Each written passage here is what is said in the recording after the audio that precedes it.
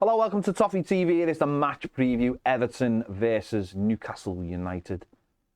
Thursday evening. Another Thursday evening game against Newcastle at home. Very, very strange. Two games in the last couple of years have obviously had different results, Baz. Different results. One was a huge night for Everton and the other was less so, let's just say. Yeah, one was a huge night for Everton, one was a huge night for Newcastle. For varying reasons, wasn't it? Yeah, Thursday night, I hate this game. On Thursday night, just depression, but it is what it is. It's going to be a very, very tough game for Everton. This one, Newcastle are in good form.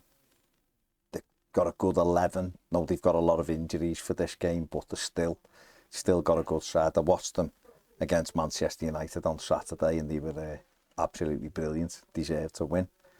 And Everton are going to have their work cut out. And given that we're not brilliant at home, it makes this game even tougher. Yeah. Obviously, there's a lot on this game for us. Certainly, trying to get out of that bottom three, trying to get away from where we've been placed. Because I mean, in a different universe, we'll be going into this game quite confident, looking at mid-table, thinking, we get a win here, we could be near the top half or going into the top half, depending on the rest of the results in the week. But obviously, we're looking to get out of the bottom three or just obviously add to our points tally as it is at the moment and just try and get that 10 points back as soon as possible. And obviously, this is a very difficult game. Newcastle have become such a good side, such a really hard-working side in the Premier League in the last couple of years.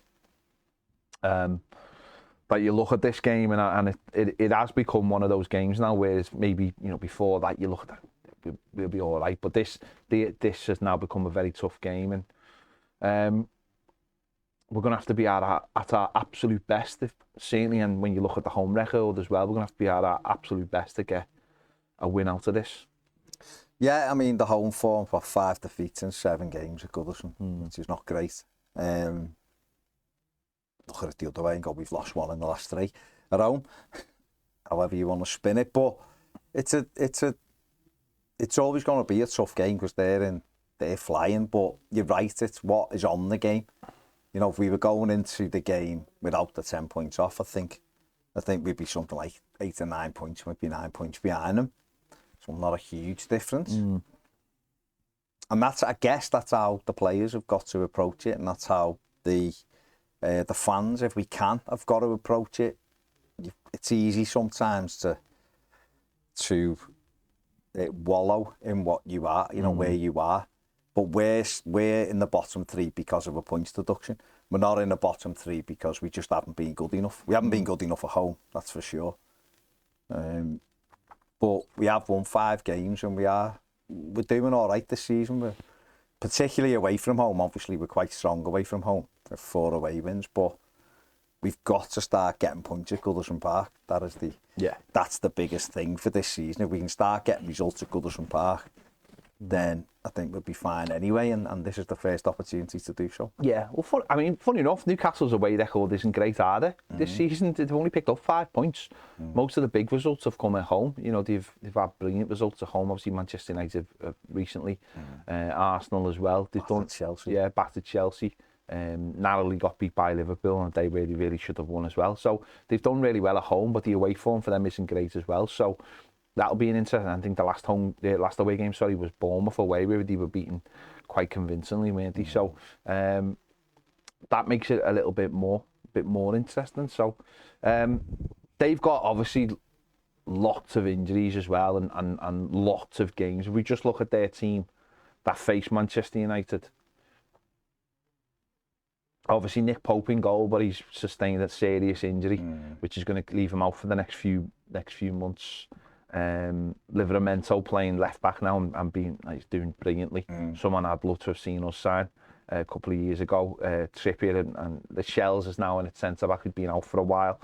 Bruno Guimaraes still in the middle of the park, and Joe Linton doing really well in there. Isaac is back, which is we could have done without, and obviously Almiron on one side and Anthony Gordon on the other side, who obviously has been in fantastic form as well. But there's very, very little on the bench, but they've been getting through games. They've been, certainly the last couple of home games, they've just been getting through those games, not worrying about too much about the bench. But that will catch up, won't it? Because obviously they've got us Thursday. I think they've got Spurs on Sunday. Then they've got the Champions League game on Wednesday against Milan, which is a must win. So that will catch up with them. It's just hope that maybe for this game, this is the game where we manage to get something from that. The fact that they are playing so many games and the same players are having to go back to the well again and again and again.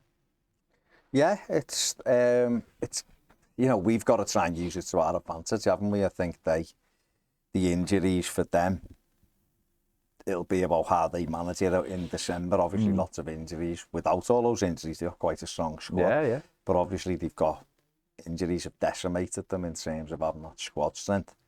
But they've kept their 11, they're a strong 11, and that's what it is. And like you said, they were excellent against United the other day. And Everton we've got to try to use this to our advantage, as difficult as that'll be. It's a home game. And yeah, you're right, they haven't been flying away from home this season. But then we haven't been flying at home either. So something's got to give, I guess. And we've got to take advantage of it. Sometimes these things come round at exactly the right time for you, and maybe from an Everton perspective, this might be the right time to play them. They've obviously got another tough game on Sunday against Spurs, and then they've got a Champions League game that they have to win. So they've got, big games, 3 big games in 6 days. I'm not saying they'll have an eye on the others, because of course you play what's in front of you, but they just had Man United, they got Everton, Tottenham, and then obviously the Champions League game, Milan, isn't it, at home? So we've got to hope that they have kind of got one eye on that, because that is a competition that needs their full focus right now, whereas the Premier League still got more than half a season to go. Everton have to take advantage of that, but it will be tough. Yeah, and every time, every injury you get, and you have to replace that player, you're gonna have a drop of quality, and there's gonna be a drop in quality. So it might be a case of having one eye on it in terms of mentally, but the manager has to have an eye on it in terms of whether he thinks he has the quality. Anthony Gordon, someone's been in great form, but he's I'm led to believe that he's struggling with like a few knocks, nothing serious, and it's those kind of ones where the manager goes, do I take them out for this one game? Because actually I think I've got good enough quality to get through this game, and actually we've got not bigger games, but tougher games where if I give him a couple of days rest, he might come back for that game. Or, it works the other way. The manager might go, well, if we play Anthony Gordon Thursday, leave him out Sunday, and then have him back for the Wednesday night. So you never know how it's going to play out. But if the more reduced your squad is, and we know this because this is something we've got one eye on, is the more you look at your squad and think they can't play every single game because the quality will be reduced every single time. And obviously that adds into suspensions as well, which we've got obviously 3 players going into this game who could miss Sunday's game if obviously they pick up yellow cards. But it will be interesting to see what they go with. And obviously they're picking up some of those players will be stepping up and coming back in a couple of weeks that they've been missing. But certainly Pope, that's a massive miss, isn't it? Losing your goalkeeper, and it could be 3 or 4 months. He's dislocated his shoulder. I remember when he was at Burnley, he had a major operation on his shoulder, and he did miss some time when he was absolutely flying at Burnley. So to have that reoccurrence when they really, really need him as well it's a huge issue for them. Yeah, he's a good goalie, isn't he? He's a solid goalkeeper, very calm for them. He's done a brilliant job since he's gone to Newcastle, and he is a huge miss because that's the areas you want to keep that continuity, don't you? There's talk, obviously, they're looking at David De Gea because he's free, so that makes kind of sense. I know there was another story about Aaron Ramsdale as well, bobbing around. De Gea seems to make more sense given he's unattached.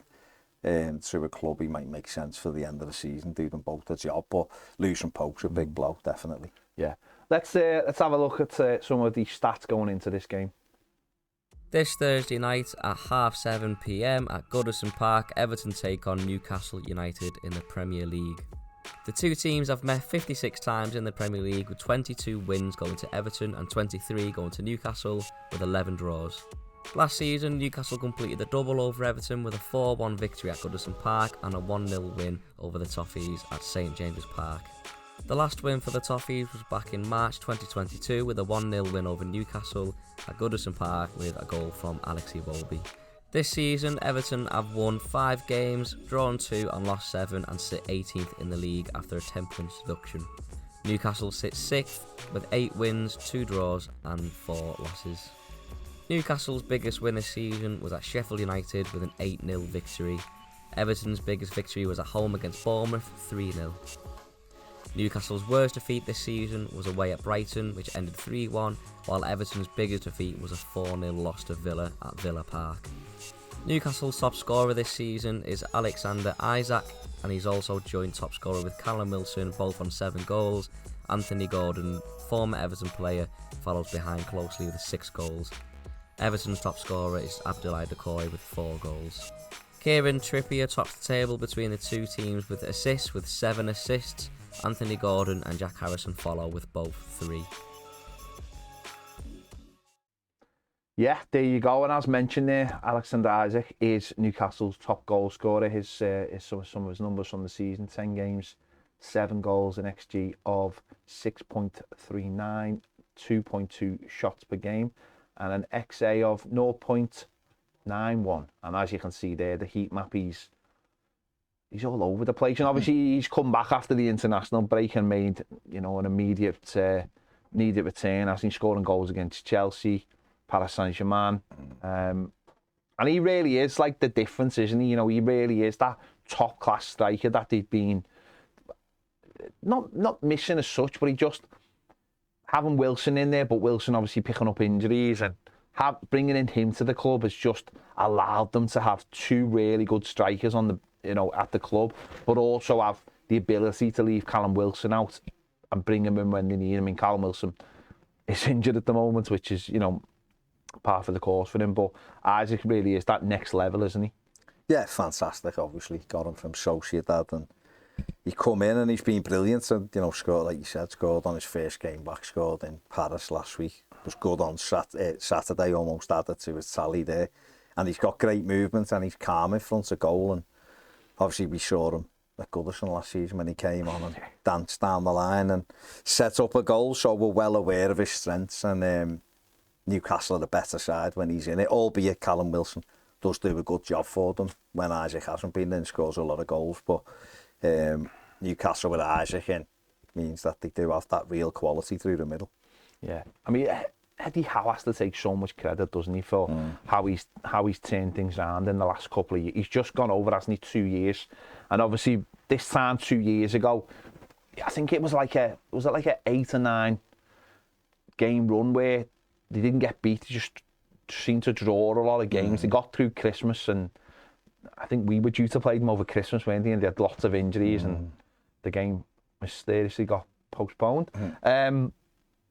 And they got through that, come out to the other side, got into the January, bought a couple of players, and suddenly things just started turning around. But when you look at their team at times, when you look at it on paper, it's not, you don't see like, they haven't brought in 11 players. They're still using the core of the side they had in and around the squad. But it's just a mentality thing, isn't it? And it shows again, and we probably said this last year, it shows again, you get that, you change the atmosphere around the football club, you change the culture around the football club, you bring the fans into it, everyone's working for each other, everyone's pulling in the right direction, and suddenly, probably seen this a little bit at Aston Villa as well, suddenly everything just starts going for you, because it's all based on hard work and a good tactical approach. Yeah, definitely. I mean, it isn't like they've tried and spent 600-700 million in the last 2 years and changed it all. They bought some players, of course, they haven't. Isaac's one of them, cost a lot of money, 70 million or whatever it was. Tonali, who obviously can't play now because he's suspended due to stuff that had gone on in Italy, but a lot of them are players as well that were there. Okay, they've, Lewis Miley, Livramento, they have strengthened, absolutely they have, and that's what you should do, but they still have players in there who they got straight away. Trippier's been tremendous for them, and when you got him, you were going 29. come in and been brilliant. Even people like Matt Target come in and done a great job for him, Dan Burn, and these players, and he's fused that all together with the quality that they have from like Bruno Gomes and then added to it, and Callum Wilson's been there, you know, Murphy. Almiron, I mean, the way Almiron's turned his career around at Newcastle has been unbelievable. As I said, they've all bought into it, and you know, a lot of people doubted Eddie Howe, and obviously he'd been linked with Everton numerous times, and we were a bit like, there was shades of Roberto Martinez with the style he was trying to play, and obviously, but fair play to them. I mean, everything's going in the right direction for them, and you know, as you mentioned there, they've, you know, next week they face Milan in the Champions League, and that's a, you know, they could easily still get out of that group. So if, you know, the results go the right way and they win their game, so it's a good time, isn't it? Because obviously, listen, they suffered massively under the last owner. Things weren't going their way, and they'll be getting what they think they deserve. So very, very, very tough game. Let's have a little look at the Everton side from the win against Forest. There you go. Can you see any changes, if at all? I mean, obviously, Dominic Calvert-Lewin would be the one where you think he'd come back in if he is fit to come back in, and I'm sure that decision will be, you know, won't be made till right at the last minute. Onana, obviously the manager's a bit, you know, when you hear the manager speak, he doesn't seem ultimately sure about him. But can you see any changes? Obviously, winning side. It's only if Dom. Yeah. I don't really see any other changes. It's only if Dom's fit. You know, he was obviously missing Saturday. The manager made it sound like it was minor, and he was just making sure. Everton have posted pictures of him skipping in the gym and all that. In the gym, So if he's all right, but I mean, everyone else was in the gym. It wasn't like he was working. No, but I mean, that shows how close he is. It's not like an individual program. He said he basically, you know, Onana seems to be the one that's still a little bit away, doesn't he? And Everton have got to be very careful with that, because obviously losing a Adesanya Gay at the end of the month to go to the African nations, Everton have got to be very careful. We know Andre Gomez has played 60 minutes for the under-21, so that's a player you can put on the bench, but he's not going to go into the first team and play the way these players have been doing in there. So it's we've got to be very careful, because that's the thing, isn't it? You'll get injuries. It's how you cope when you get injuries and how you bring those players back. And obviously we know with Dominic Calvert-Lewin, it's the problems we've had in the past of bringing them back too early. And I'm sure they're using that same way of thinking with everyone now, because the squad is so thin. You've got to be very, very careful with it. We can't just go, we'll get them back for this one game if it means they're going to miss 2 or 3, especially this time of year. As I mentioned, the Corey, Jared Branthwaite, Ashley Young, less so. But those 3 are on suspensions, and Ashley Young, we can cover that position without an issue. But the Decore and obviously no one wants to see Branthwaite go out the side. So we've got to be very careful, haven't we? Absolutely. And it's, you know, we're into the heavy month now where there's a lot of games. You've got to be careful. But if Dom is available, and they think he's available, I think he'll come in. Obviously, Seamus Coleman almost fit, like you said. Patterson's there. There's enough for likes of Ashley Young to be changed if the manager thinks we've got to be careful with him as well. I don't know. I mean, a lot of people would want that change anyway, but the only one I really see is Dominic Calvert-Lewin. Yeah. Just finally, I mean, if Everton could get out of the bottom 3 this week, you know, including both games in that, what do you think that could do for the way everybody's feeling and the mentality of the fans and the players, you know, going forward, for obviously facing Burnley as well next week? How do you think that could help people? Yeah, that could totally invigorate everybody. If we feel, you know, we could get the positive results that get us out and then head into Burnley next week, be incredible, because obviously we'd have had the hit of the 10 points, but people are still fighting for that to be reduced. Of course they are, and that's right. But to be out of there already would be a huge boost, I think, to the fan base and the players as well. And you would start looking up then. Got to go and get the results. Get the results, and you give yourself that chance. But, you know, we've got to take it one game at a time. And this is it's a very, very tough game, but it's Yeah. a home game, and we have got to start winning some home games. Exactly, and as you mentioned at the top of the show as well, it's a case, there's 2 home games, they are tough, but Everton have got to start turning that home record round, haven't we? Because it's awful, and I know people, there's different circumstances why we started the season without a striker, blah, blah, blah, but it's still awful, it still looks terrible, especially with the fan base that is, for many years has been used to a very strong home record, and that was the bedrock of everything. You know, it's that has to start turning round, and if it starts turning round against tough sides, then that even gives you even more of a confidence boost for the rest of the season. Absolutely, yeah. If we don't turn the home form round, we'll be in trouble. Yeah. It's just as simple as that, because you can't keep relying on winning away games.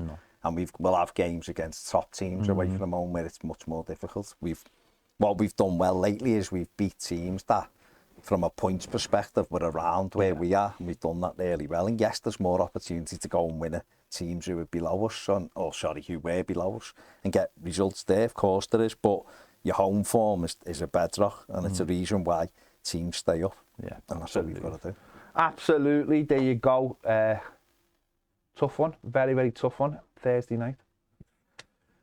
It's football, innit? That is football. So make sure you give this video a like, subscribe if you haven't already, and if you want one of our Christmas jumpers, get over and order one ASAP so you get it delivered before all those Christmas dues and everything start, because obviously that's when you're gonna wear it, isn't it? Absolutely. So the link is in the description for that. If you want more videos, join us over on Toffee TV Premier. The link is in the description, and the QR code's coming on the screen now. See you later.